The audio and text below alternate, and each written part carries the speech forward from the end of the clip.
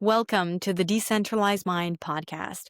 My name is Emmanuela, and I am your host for this podcast. I want to take a moment in this first episode to tell you a little bit about myself and why I'm bringing you this podcast and what my intentions are. So first of all, I am a health and nutrition practitioner, and I've helped over 100 clients change their lives using nature first biophysics based lifestyle changes and various different modalities and strategies. I run a group coaching program called Control Your Period for people with endometriosis or really heavy and painful periods. I also have a school group coaching and mentorship where I do live calls on a regular basis and have a growing number of resources in there to help you transform your health one step at a time. And I have my introductory program called Light Up Your Life, where I walk you through the basics of using circadian rhythms and light, mitigating EMFs, and all the basics so that way you can take your health to the next level. I have been passionate about health my entire life. And because I was raised a strict vegetarian, I spent 26 years as a strict vegetarian and almost 10 of those years as a vegan. I always used to believe that diet was the basis of health. Despite growing up with what most believe to be an extremely healthy lifestyle, spending a lot of time outside, having almost no access to tech until, my mid-teens, and even then it was extremely limited, spending all of my time in the sun, in the outdoors, reading, creative activities, creative play. I was homeschooled from grade 3 to grade 8. I never ate out. I ate only home cooked whole food meals. There's so many things that, are healthy and were healthy. But despite that, I struggled with many different health challenges. The first ones being very heavy bleeding, lots of pain around my period and menstrual cycle that grew into expanding list of health problems as I got older. Because I grew up in a health conscious household, I always believed that you had control over your health and how you felt, and that there was much you could do to help yourself. So from the first time that I got my period, I started trying to learn as much as I could about menstrual health and how to improve your periods naturally. Over the course of many years, I delved into what I thought was every corner of the internet when it comes to alternative health, natural strategies, you name it.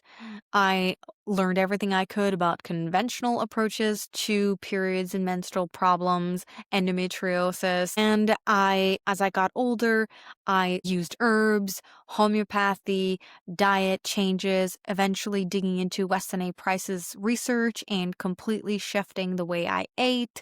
I also saw many different naturopaths and other types of alternative health practitioners. I saw specialists, had surgery for endometriosis, and really by the time I had my first daughter, which was before my surgery for endometriosis, my symptoms were at an all-time worst. I was an insomniac. I had melasma, uneven coloration under my eyes, on my forehead, on my upper lip, on my skin, lots of spots, dark spots on my body. What we would call sunspots or liver spots.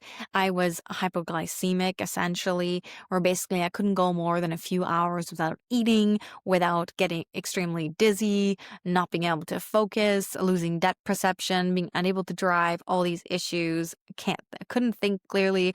I had brain fog, butterfingers, constantly dropping things. I would bump into the wall. My list was pretty large. And my daughter had her own set of issues. She didn't sleep for more than 1.5 to 2 hours at a time, complained of stomachache every day, had digestive issues, didn't start eating until 5 p.m., would take multiple hours to put her to bed, wake up with night terrors. It was a mess. And I spent several years working as a patient support manager with various adjuncts of pharmaceutical companies where I help patients who are on expensive medications coordinate with their doctors and nurses, infusions, clinics, report adverse events. While I was there, I was enrolled in life science at Queen's University. I was attempting to understand more, see where the missing pieces were so I could really fix my body and my health. And eventually I left that job and decided that it was a good idea to become a mortgage broker so I would have the time to continue my education and eventually become a naturopath or something like that. I wasn't sure, but this had been my passion my whole life, and I wanted to dig into it and learn about it officially. That's not quite how it turned out, and it was a very time-consuming job where I spent many, many hours in front of the computer. I was gifted a set of AirPods. I spent the entire time with the AirPods in my ear, on the phone.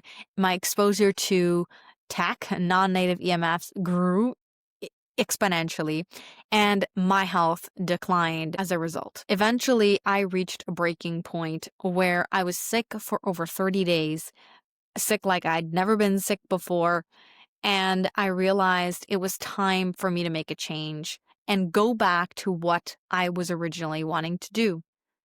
So I decided to write a cookbook, being really big into Weston A. Price's research and hiding food from my picky children and sometimes picky spouse. I was pretty good at it. So I was writing a cookbook about it. And I ran into a woman's podcast, Ethel, with Fermented Remedies, who was helping people with their teeth using many of the principles of Weston A. Price as well. And I was listening to her podcast, and she had a Dr. Jack Kruse on there. Being somebody that grew up without internet, I'd read a lot. And being that I was trying to fix myself, I'd read a lot about the body, a lot about health, a lot about science. And once I did gain access to the internet, I read everything I could, and I really thought I had read everything there was to know about trying to heal yourself naturally, about understanding what we know about how the body works. In fact, that was the most frustrating piece about working with the practitioners and all the naturopaths I tried. None of them had told me something I hadn't read about or researched before. And I wanted them to. I really wanted them to know more than me, but they didn't. And that was really frustrating to me. But when I heard them talk and rant about how food isn't important and light is the needle mover, I was skeptical, surprised, and curious, extremely curious, because for the first time in extensive research and reading, I learned something I had never heard before and I didn't know. Being that I grew up without TV, I am, by general terms, a speed reader. So I looked into everything that Dr. Jack Kruse was saying. I listened to many more podcasts, but more importantly, I dug in. I dug into blogs that he'd written way from the beginning, or references that he referenced. I read the references. I read the books. Even before I read all the books, in the first probably week of listening and reading things that he'd written and references from what he was referencing and talking about, I decided I had nothing to lose. I wasn't afraid of change. I'd already completely transformed my opinions on food before.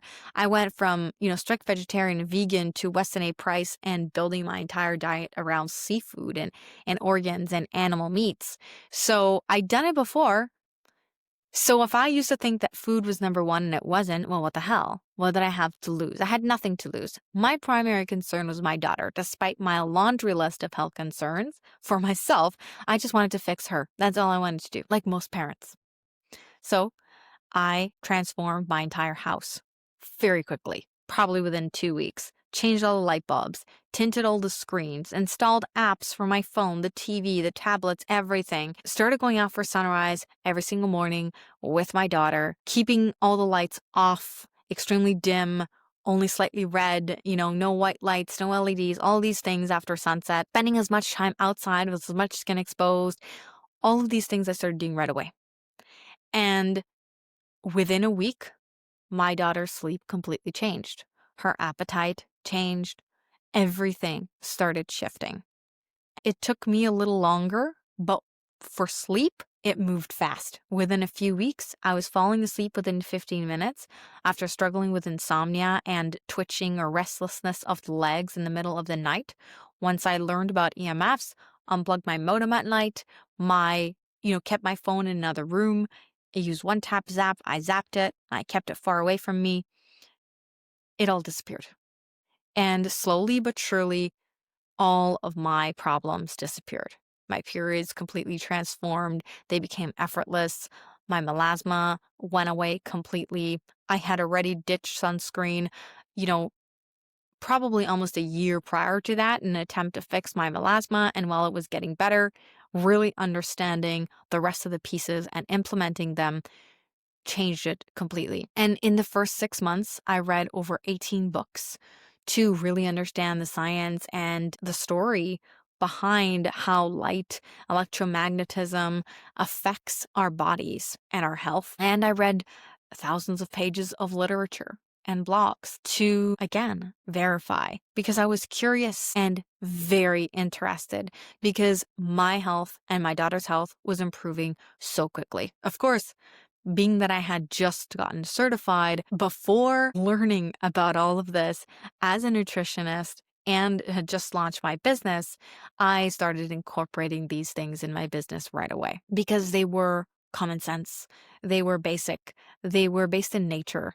And that really resonated with me. But this podcast is called The Decentralized Mind for a reason because there's a million different podcasts, YouTube episodes, and resources that you can read to break down the science. This podcast is because I believe the reason why I was able to persist despite suffering with various issues for 20 years and despite 5 years with an insomniac child is because of how I think. I believe that the way I was raised, my exposure to the outdoors, my 19 years with my horse, being more in tune with nature, with my instincts, has shaped my mind into being what I call a decentralized mind. And this is the key to both me persisting, me not believing that there wasn't a solution. And I have come to believe that our limitations and our thoughts are really what's preventing us from seeing that solutions exist. We don't believe they do. We're content to settle. We believe what our doctor says, even though it doesn't resonate with us. And that can mean so many different things. But in our modern day, we're constantly being trained to go against our instincts, to avoid the sun when we intuitively know the sun makes us feel vibrant, healthy, alive, and happy, or ignoring a crying baby because your doctor said to, or the sleep expert said to. Whatever it is, we're constantly being trained to ignore our instincts. And I'm here to remind you that there's a different way to think. And if you're already thinking like me, to show you that you're not alone and there's more of us. I have an extremely exciting lineup of guests lined up for you. I will be releasing one episode every week with an amazing guest and breaking down how watching the sunrise, changing our lights, improving our light environment changes how we think and how we approach life and death. Thank you so much for tuning in. Please subscribe if you enjoyed this episode and watch out for every episode as it comes out week by week. And I hope that you will learn, expand your mind, and bloom along with me.